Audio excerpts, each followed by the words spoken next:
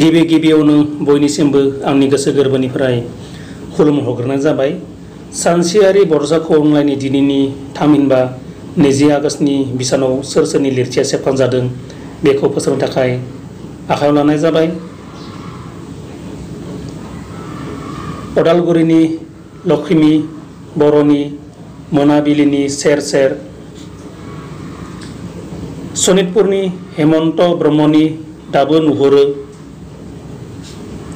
गलाघाटनि पबित्र ब्रत दैमारिनि गोसोखाङो ना,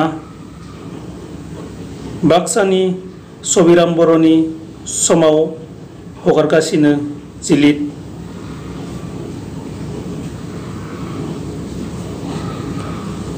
अनिल कुमार ब्रह्मनि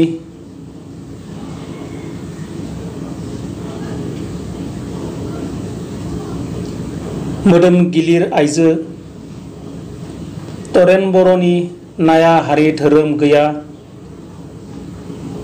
आरो अनजालि स्वर्गियारिनि आं दाबो खन्थाइया सेबखांजादों।